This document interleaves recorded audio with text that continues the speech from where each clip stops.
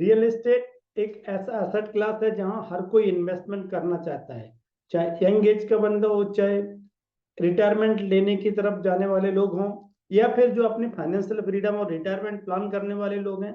हर कोई चाहता है कि मेरा कुछ ना कुछ इन्वेस्टमेंट रियल एस्टेट में हो। बट इन्वेस्टमेंट करने से पहले लोगों के माइंड में एक चीज रहती है कि हम कहाँ इन्वेस्टमेंट करें और किस टाइप से प्रॉपर्टी को आइडेंटिफाई करें। सो मेजर चैलेंज क्या होता है?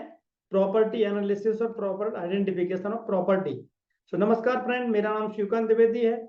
आज हम बात करेंगे रियल एस्टेट में प्रॉपर्टी एनालिसिस कैसे करना है, आपको प्रॉपर्टी को आइडेंटिफाई कैसे करना है। सो हम 4 से 5 फैक्टर समझेंगे जिनको आप कंसिडरेशन में लेंगे तो आप अच्छी प्रॉपर्टी को आइडेंटिफाई कर पाएंगे। So number 1, location. किसी से पूछा गया एक्सपर्ट से कि रियल एस्टेट में कौन सी 3 चीजें हैं जो कि हमें ध्यान रखनी चाहिए जब मैं इन्वेस्टमेंट के लिए प्लान करता हूँ। सो उन्होंने क्या आंसर दिया?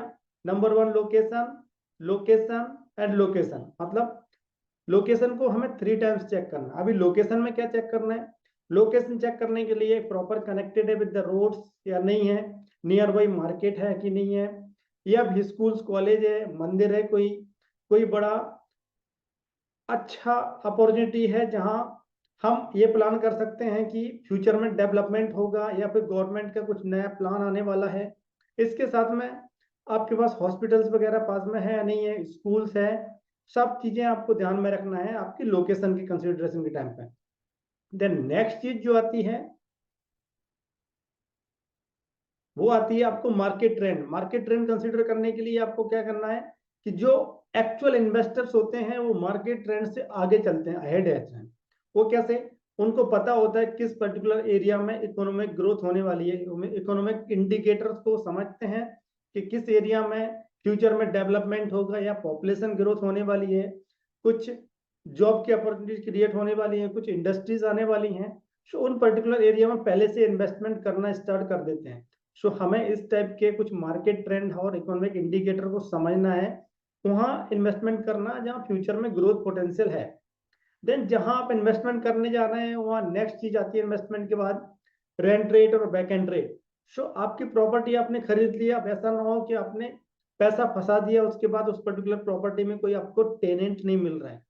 सो आपकी प्रॉपर्टी बैकेंड रहेगी और आप ईएमआई कंपोनेंट पे करेंगे या फिर दूसरी जगह से आपने कोई लोन लिया होगा उसको पे ऑफ करेंगे। देन क्या होगा? आपकी प्रॉपर्टी नेगेटिव कैश फ्लो की तरफ चली जाएगी। सो हमें अवॉइड करना है अपनी प्रॉपर्टी में नेगेटिव कैश फ्लो। हमें वो ऐसी जगह इन्वेस्टमेंट करना है जहां हमें वैकेंसी रेट कम हो, रेंट रेट ऐसा हो कि हमारा आरओआई सही निकल के आए। सो नेक्स्ट पॉइंट हमारा आता है कंसीडर आरओआई। आरओआई क्या है? Return on investment. जो आपने इन्वेस्टमेंट किया उस पर आपको क्या रिटर्न मिल रहा है। तो इंडिया में अगर बात करें तो आपकी जो भी प्रॉपर्टी की कॉस्ट है उसका 3 to 4% आपको रेसिडेंशियल प्रॉपर्टी पे और 5 to 6% कमर्शियल प्रॉपर्टी पे रिटर्न ऑन इन्वेस्टमेंट मिलता है। सब सिंपल कैलकुलेशन करके मैथ्स के थ्रू कि अगर आपको उस पर्टिकुलर एरिया में 3 to 4% रेसिडेंशियल प्रॉपर्टी में और 5 to 6% कमर्शियल प्रॉपर्टी में आरओआई मिल रहा है, देन आप मार्केट ट्रेंड से इक्विवेलेंट चल रहे हैं। अगर उससे ज्यादा मिल रहा है देन बेस्ट है, आपको कर देना है प्रॉपर्टी में इन्वेस्टमेंट, प्लान कर सकते हैं उसके according. Then risk factor consider करना है, बिकॉज कोई भी इन्वेस्टमेंट रियल एस्टेट का ऐसा नहीं है जहां जीरो रिस्क हो।